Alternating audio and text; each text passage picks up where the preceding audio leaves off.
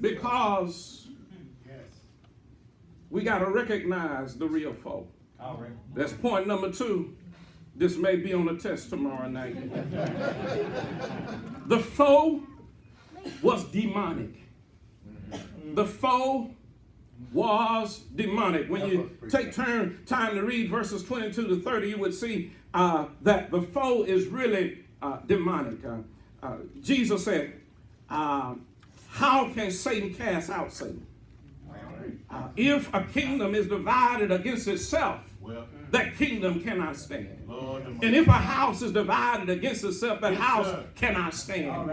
And if Satan has risen up against himself and is divided, he cannot stand, but he has an end. See, Jesus was not deceived. The Lord recognized the real foe. He did not wrestle against flesh and blood. His mother, his brothers and sisters were not his ultimate enemies. They were acting out of concern. They were yet to fully realize and understand his purpose and identity as the Son of God.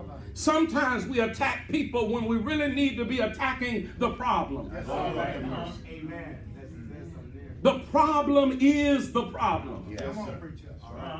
Are you following what I'm saying? Yes, sir. You don't have to always attack people. Attack the problem, not the person. Yes, sir. Yes, sir. The scribes were really not the ultimate problem. They did not believe in Jesus, but the God of this world had blinded their eyes. Satan thrives when we blame and fight one another rather than pool our resources and stand together against him.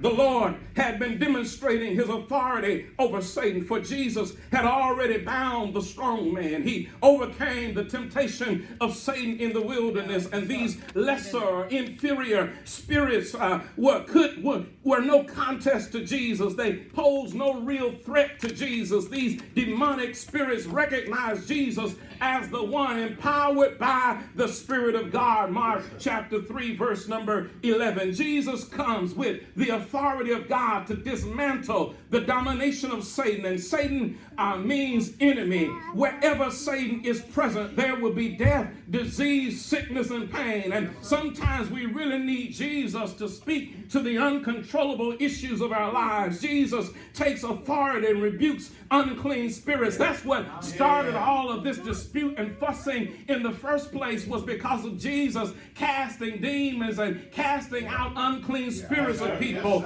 Never expect to do God's work without opposition. Never expect to do God's work without opposition. There will always be some form of satanic attack or opposition when you're doing God's work. You will not run this Christian race unopposed. There will be adversity. There will be tests of your faith. There